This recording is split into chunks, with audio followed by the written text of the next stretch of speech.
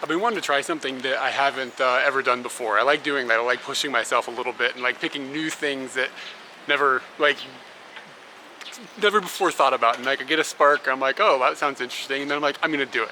Which is why we traveled around the world like back in the day, like 6 years ago or whatever. And I don't know, this time I've decided that I want to try to hitchhike in Japan. So I've never done this before. We've done very, very short distances in the past, but I thought, you know, I'll give it a try, and if I'm gonna do it, I'm gonna do it for real. So my goal is to get to Hokkaido, which from Tokyo is quite a ways, like quite a trek. Usually you fly. So yeah, Hokkaido is the northernmost island in Japan. We've been there a couple of times in the past, but we've always been to the western side. I want to try to go to the eastern side. So I'm gonna try to do that from Tokyo. And I've done basically zero research. I just know that it is possible. I've asked some Japanese people that have done it in the past, but it's not a common thing to see hitchhikers. So I'm not really sure how people are going to react, and I'm not really sure how frequently I'll get rides, and I only vaguely know how to get a ride hitchhiking, like as stupid as that sounds.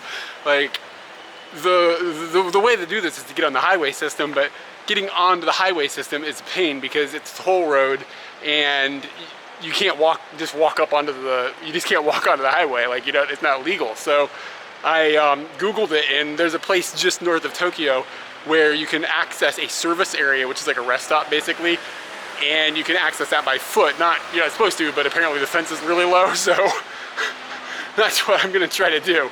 So that's where I'm headed right now. I'm walking to the train station. I'm gonna hop a train up out of Tokyo, and then hopefully make my way north. And I don't know, I guess I'll aim for Fukushima tonight? I have no idea.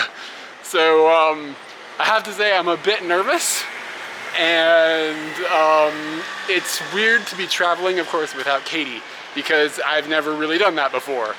And it'll be an adventure, and there's a lot of unknowns. Like, I don't know how the video series is gonna work by myself. How do I shoot videos alone all the time? Like, it's weird, you know what I mean? Like, Katie's not here.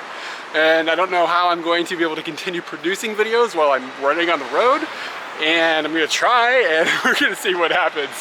So if you wanna follow this, I'm going to probably put everything on our Twitter feed, because it's the easiest thing to access.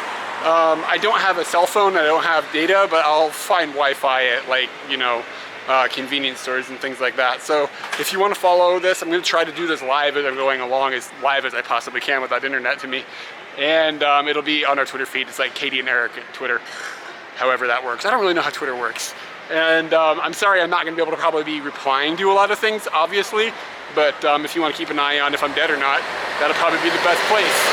And if you're watching this video way after the fact that I went on this trip, then maybe the Twitter feed will have the historical documentation of how my trip went, in addition to the video series I hope I'm able to keep producing. So, like I said, there's a lot of questions. Everybody's looking at me videotaping myself. See, they look less when Katie's holding the camera. This just looks like a madman.